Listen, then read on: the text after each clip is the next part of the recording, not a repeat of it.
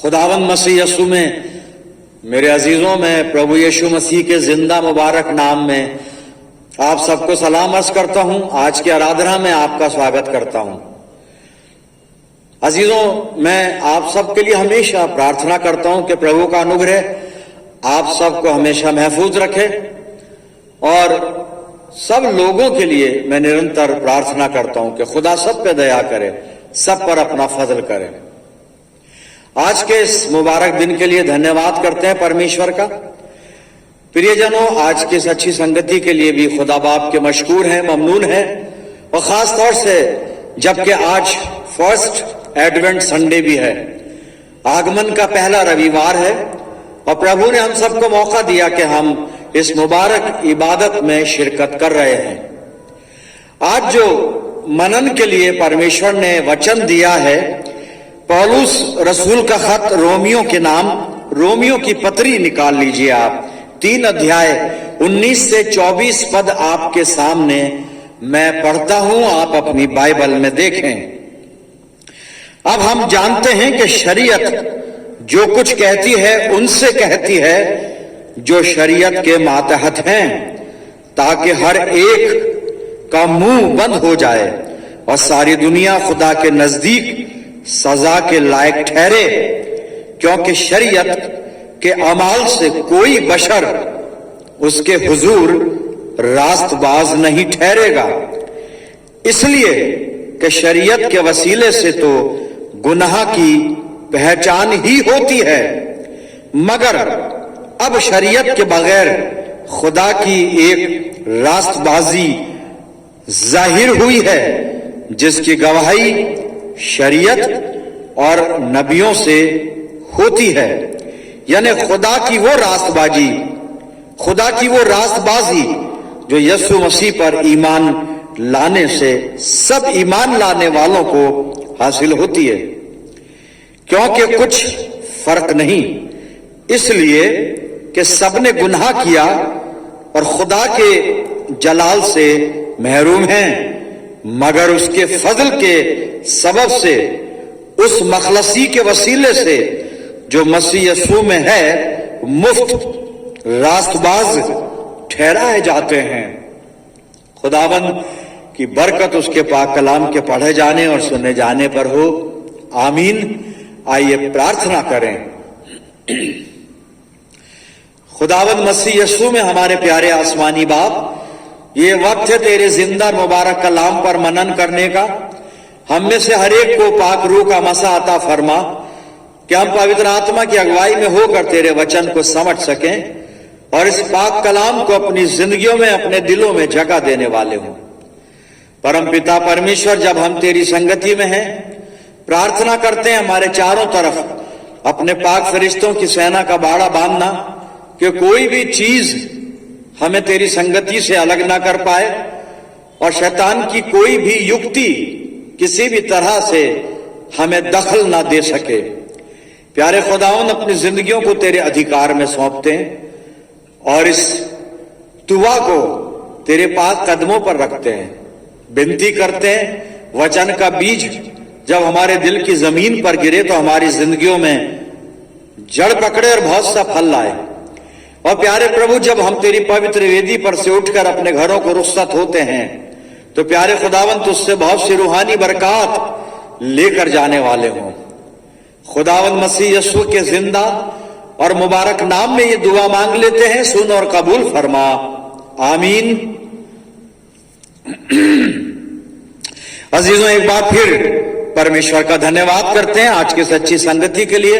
और जैसा मैंने अभी अर्ज किया कि आज फर्स्ट एडवेंट संडे, आगमन का पहला रविवार है और ये पहला रविवार हमें आने वाले क्रिसमस के दिन के लिए रूहानी तौर पर तैयार करता है।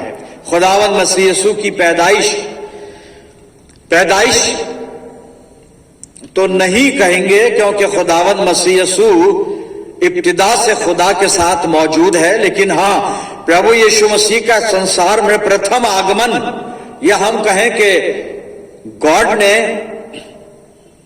इनकारनेशन लिया, परमेश्वर ने अवतार लिया और खुदावंद मसीह यीशु बनकर इस दुनिया में आया। तो मसीह यीशु के पहले आगमन को, जिसको अमूमन हम प्रभु यीशु मसीह का जन्मदिन बोलते हैं, हम उसकी याद में और उसकी तैयारी में आज इस फर्स्ट एडवेंट संडे में यहां आराधना कर रहे हैं। आज जो मैंने कलाम में से आपके लिए पढ़ा, रोमियो का खत, रोमियो की पत्री, इसको पौलुस ने लिखा है, रोम नगर की मंडली को लिखा है, इसलिए रोमियो की पत्री इसको कहा जाता है। 3 अध्याय और 19 से 24 पद। 24 पद को मैं दोहरा रहा हूं, रिपीट कर रहा हूं, आप अपनी बाइबल में एक बार फिर इसको देखें। यहां पे लिखा है, मगर उसके फजल के सबब से, परमेश्वर के अनुग्रह की वजह से, उस मखलसी के वसीले से, उस छुटकारे के द्वारा, छुटकारे के कारण, छुटकारे के वसीले से जो मसीह यीशु में है, मुफ्त रास्तबाज ठहराए जाते हैं, यानी हम मुफ्त धर्मी, सैंत मैत धर्मी ठहराए जाते हैं।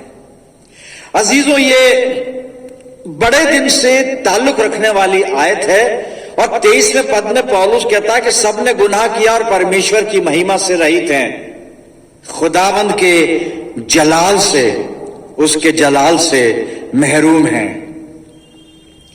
खुदा के जलाल से महरूम हैं, क्योंकि सब गुनाहगार हैं। और 19 पद से शरीयत की बात करता है, शरीयत के बारे में बताता है कि शरीयत गुनाह को बताती है, शरीयत से हम गुनाह की पहचान करते हैं। शरीयत गुनाह को बताने वाला थर्मामीटर है। थर्मामीटर बुखार को बताता है कि बुखार 102, 103, 104, 101 है, लेकिन थर्मामीटर बुखार को ठीक नहीं कर सकता। बुखार को ठीक करने के लिए टैबलेट या इंजेक्शन लेना पड़ता है। व्यवस्था पाप को बताती है, पर पाप का निवारण नहीं करती, पाप का इलाज नहीं करती। पाप का इलाज परमेश्वर के फजल में होकर प्रभु यीशु मसीह के द्वारा होता है प्रियजनों।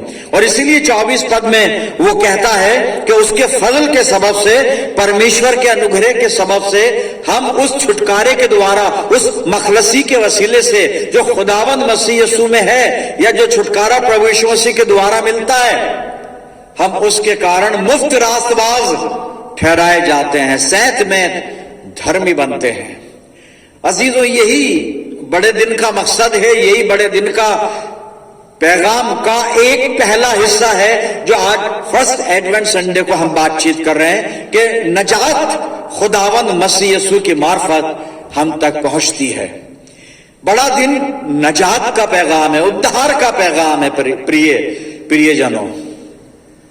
अमूमन एक आम विश्वासी के जीवन में, आम की बात कर रहा हूं मैं, ऊपरी सतह पर जो विश्वासी अपना जीवन व्यतीत कर रहा है,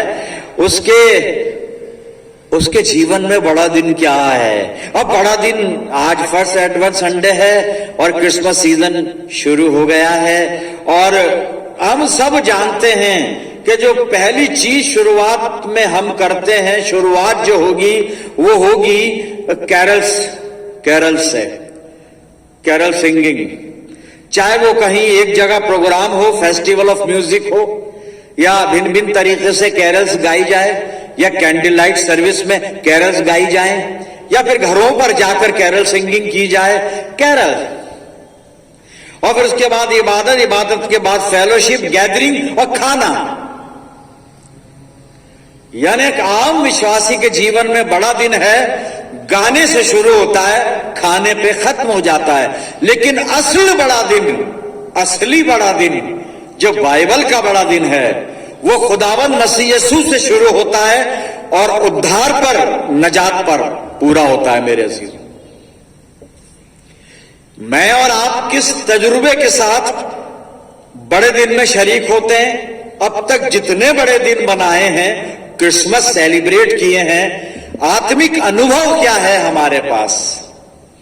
गाना या खाना, इससे अलग हटकर क्रिसमस क्या है मेरे जीवन में, क्या महत्व रखता है?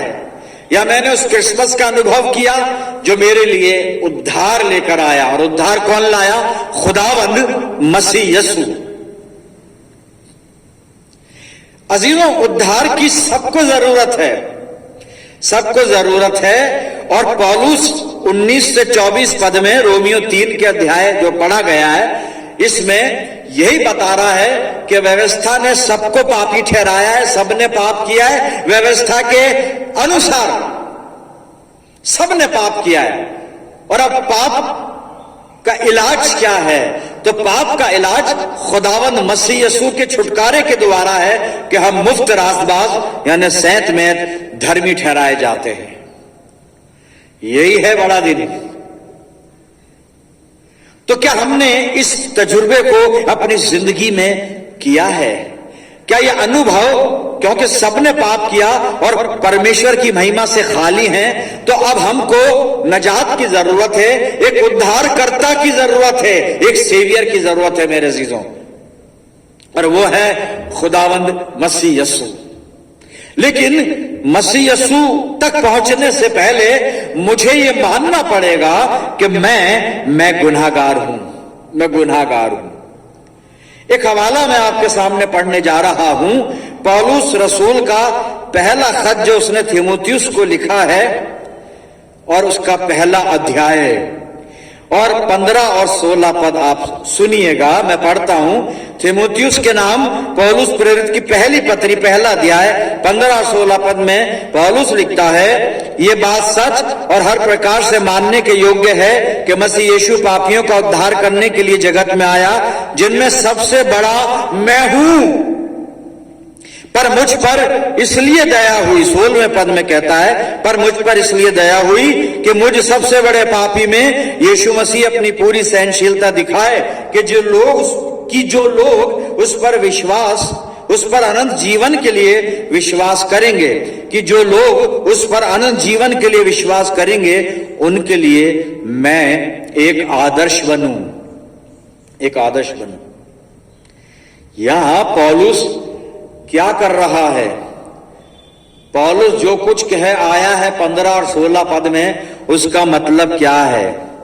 अजीजों, मैंने अर्ज किया था अभी आयत पढ़ने से पहले कि हमें यह मानना पड़ेगा कि हम गुनाहगार हैं और हमें एक मुक्तिदाता की जरूरत है, यानी हमें खुदावंद मसीह यीशु की जरूरत है। और पौलुस इन 2 पदों में जो अभी मैंने पढ़े, ये बता रहा है कि जब हम अपने पाप को स्वीकार कर लेते हैं, तब हम यीशु मसीह की सामर्थ को स्वीकार करते हैं और यीशु मसीह की जरूरत को स्वीकार करते हैं, एक्सेप्ट करते हैं, यीशु मसीह की जरूरत को पहचान लेते हैं, समझ लेते हैं। प्रियजनों, जब हम ये मान लेते हैं कि हम गुनाहगार हैं, किस फीलिंग्स के साथ हम यहां पर उपस्थित हैं? मैं जब यह मानता हूं कि मैंने गुनाह किया, परमेश्वर की महिमा से खाली हूं, मुझे जरूरत है कि कोई मेरे गुनाहों का फिदिया दे, मुझे जरूरत है एक मुक्तिदाता की, मुझे जरूरत है एक ऐसे मीडिएटर की जो मेरा परमेश्वर के साथ फिर से मेल मिलाप करा दे, क्योंकि मैं अपने पापों के कारण परमेश्वर से दूर हूं और परमेश्वर मुझसे दूर है। और जब हम स्वीकार करते हैं अपने गुनाहों को, तब हम खुदावंद मसीह यीशु की जरूरत को महसूस करते हैं। प्रियजनों, उसकी सामर्थ को हम एक्सेप्ट करते हैं, स्वीकार करते हैं। और इसीलिए पौलुस कहता है कि ये सच है, ये बात हर तरह से मानने लायक है कि यीशु मसीह पापियों का उद्धार करने आया, जिनमें सबसे बड़ा मैं हूं। क्या हम कबूल करते हैं अपने गुनाहों को कि हमने गुनाह किए हैं? कैसे किए हैं? ख्यालों में, थॉट में, कौलन वचन से बोलकर, और फेलन प्रैक्टिकल काम करके। कहीं ना कहीं तो खता हुई है, लेकिन हमें ये कबूल करना पड़ेगा, हमें मानना पड़ेगा। भजन संहिता में से 2 जगह से हवाले पढ़ता हूं आपके सामने में। और सबसे पहले भजन संहिता 38 निकालें और 3 पद सुनिएगा। यहां पे दाऊद क्या कहता है? तेरे क्रोध के कारण मेरे शरीर में कुछ भी आरोग्यता नहीं।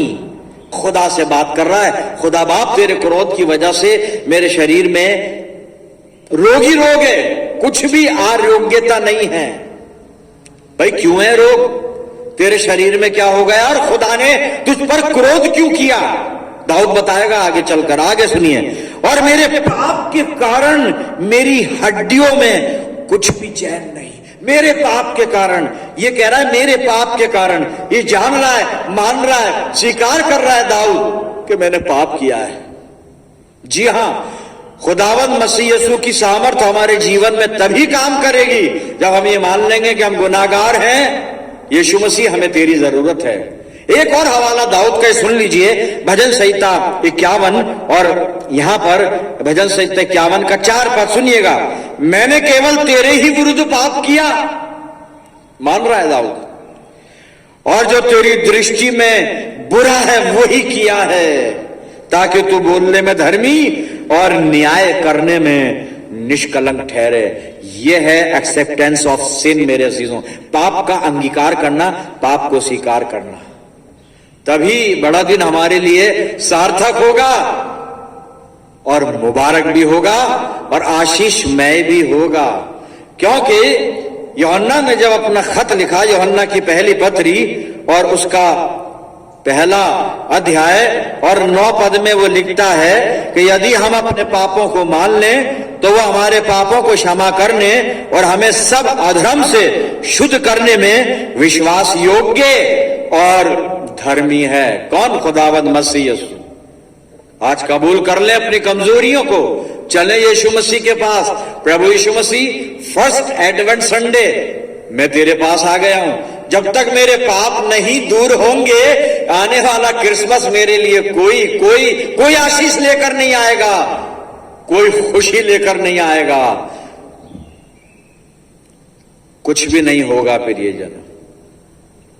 सुलेमान ने नीति वचन 28 में कुछ लिखा है, और जो लिखा है मैं पढ़ता हूं। नीति वचन 28:13 में सुनिए, यहां पे लिखा है, जो अपने अपराध छिपा रखता है उसका कार्य सफल नहीं होगा, वो कभी कामयाब हो ही नहीं सकता, छटपटाता रहेगा जिंदगी भर, क्योंकि अपने गुनाहों को छुपाता है। आगे सुनिए, परंतु जो उनको मान लेता और छोड़ भी देता है उस पर दया की जाएगी। खुदावंद उस पर फजल करेगा, रहम करेगा, उसे माफी देगा। मेरे अजीजों, मैं और आप किस तजुर्बे के साथ, किस फीलिंग के साथ, किस तैयारी के साथ, किस फैसले के साथ आज इस फर्स्ट एडवेंट संडे की इबादत को हम आज अटेंड कर रहे हैं।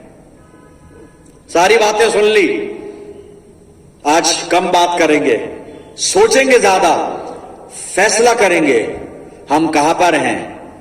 जो अपने गुनाहों को मान लेता है उस पर दया की जाएगी। क्रिसमस यीशु मसीह की पैदाइश, हालांकि मैं बता चुका हूं पैदाइश नहीं आगमन है, लेकिन चलिए अब सब यही कह रहे हैं तो आप जैसे भी समझ लें, पर समझ लें। अब काश समझ लें बस, कैसे भी समझे, ऐसे समझे, वैसे समझे, भाई समझ में आ जाए, बस वो नजात समझ में आ जाए, उद्धार समझ में आ जाए, बड़ा दिन समझ में आ जाए। वो बड़ा दिन जो गाने से शुरू होकर खाने पे खत्म हो, ये बड़ा दिन अलग हटकर यीशु मसीह से शुरू हो जाए और नजात पर खत्म हो जाए। खुदा करे ये बड़ा दिन हो हमारा। जो अपने पाप छिपा रखता है उसका कार्य सफल नहीं होगा, लेकिन जो उनको मान लेता है और छोड़ भी देता है उस पर दया की जाएगी। और दया करने वाला तो एक ही है, खुदा बाप। मेरे अजीजों, आप परमेश्वर से दया चाहते हैं, माफी चाहते हैं, रहम चाहते हैं, अनुग्रह चाहते हैं, बरकतें चाहते हैं, अनंत जीवन चाहते हैं, अपनी जिंदगी को यीशु मसीह के चरणों पर रख दीजिए पूरी तरह से। इंस्टॉलमेंट में नहीं, संडे के संडे नहीं, पूरी तरह से मुकम्मल सरेंडर, पूरी तरह से समर्पण। आखिरी हवाला, फिर बस इसको यहां पे कंक्लूड करेंगे। और सुनिए, पौलुस सलाह दे रहा है हमें यही करना है। बड़े दिन की तैयारी जो हम कर रहे हैं ना, अब ये तो दुनियादारी है भाई, और हम भी कर रहे हैं। टूट फूट की रिपेयरिंग, रंग रोगन, नया सामान, नए पर्दे, ये वो, इधर उधर, जो भी है तैयारी। पौलुस बता रहा है क्या तैयारी है। आइए रोमियो की पत्री 6 अध्याय सुनिएगा। रोमियो 6, 12 से 14 पढ़ रहा हूं अपनी बाइबल में, देखिए, और यही करना है। यहीं से क्रिसमस शुरू होगा। आज फर्स्ट एडवेंट संडे है, शुरुआत है ना, यहीं से शुरुआत होगी क्रिसमस की, जिसका आप इंतजार कर रहे हैं 25 दिसंबर। और प्रार्थना करिए 25 दिसंबर तक खुदा बाप के फजल से सब कुछ ठीक रहे। आप समझ गए मैं क्या कह रहा हूं? सब कुछ ठीक रहे, दुआ करते रहिए। आइए सुनते हैं रोमियो 6:12 से 14। इसलिए पाप तुम्हारे नश्वर शरीर में राज्य ना करे। बता रहा है पौलुस, कलाम कह रहा है, पाप तुम्हारे फानी जिस्मों में, फानी बदन में हुकूमत ना करे, कि तुम उसकी लालसाओं के अधीन रहो। 13वां पद, और ना अपने अंगों को अधर्म के हथियार होने के लिए पाप को सौंपो, पर अपने आप को मरे हुओं में से जी उठा हुआ जानकर परमेश्वर को सौंपो, खुदा को सौंपो। यही है बड़ा दिन, खुदा को सौंपो और अपने अंगों को धर्म के हथियार होने के लिए परमेश्वर को सौंपो। यह है क्रिसमस मेरे अजीजों। 14वां पद, तब तुम पर पाप की प्रभुता ना होगी, क्योंकि तुम व्यवस्था के अधीन नहीं वरन अनुग्रह के अधीन हो। अनुग्रह खुदावन मसीह यसु, हम यीशु मसीह के अधीन हैं। वहीं से फजल निकलता है, वहीं से अनुग्रह हमें प्राप्त होता है और वहीं से उद्धार प्राप्त होता है, वहीं से बरकतें मिलती है मेरे अजीजों। आइए प्रभु यीशु मसीह से मिलते हैं, बातचीत कर लें, अपनी कमजोरियों को मान लें, अपनी जिंदगी पूरी तरह से उसको सौंप के प्रार्थना करें कि प्रभु होने दे आने वाला बड़ा दिन मेरे लिए रूहानी बरकतों का खजाना लेकर आए। आइए प्रार्थना करें। खुदावंद मसीह यीशु में हमारे प्यारे आसमानी बाप, धन्यवाद करते हैं जीवित वचन के लिए जो हमसे बात करता है और मसीह जिंदगी में जीने के तौर तरीके हमें सिखाता है। खुदा बाप, आज इस फर्स्ट एडवेंट संडे की इबादत में इस वचन ने हमें तैयार किया है आने वाले क्रिसमस के लिए। प्यारे प्रभु, हमें आत्मिक तैयारी प्रदान करना कि हम उस उद्धार में दाखिल हों जो प्रभु यीशु मसीह हमारे लिए लेकर आया है। परमपिता परमेश्वर अपनी जिंदगियों को तेरे अधिकार में देते, सारी कमजोरियों को, खताओं को, गुनाहों को कबूल करते हैं और दुआ करते हैं खुदा बाप कि हमारी जरूरत प्रभु यीशु मसीह है, हमारी इस जरूरत को पूरा करना। खुदा बाप, प्रभु यीशु मसीह हमारे दिलों में बसे, ऐसा होने दे। मैं प्रार्थना करता हूं जितने लोग दुआ में मेरे साथ जुड़े हैं, इन सब अजीजों की जिंदगी में आने वाला बड़ा दिन बहुत सी आशीषें लेकर आए। परमपिता परमेश्वर, हम सब मिलकर कुल जहान के लिए दुआएं खैर मांगते हैं। प्रभु जी, अपनी जिंदगियों को तेरे अधिकार में सौंपते हैं और ये प्रार्थना तेरे प्यारे बेटे, अपने नजात देने वाले और जिंदगी बख्शने वाले खुदावन यीशु मसीह के जिंदा और मुबारक नाम के वसीले से मांगते हैं। सुन और कबूल कर ले, आमीन। अब हमारे खुदावन मसीह यीशु का फजल, खुदा बाप की मोहब्बत, पाक रूह की रिफाकत और शिराकत हम में से हर एक के साथ, तमाम ईमानदारों के साथ, हमारी सब कलीसियाओं के साथ अब से लेकर हमेशा तक होती रहे, आमीन।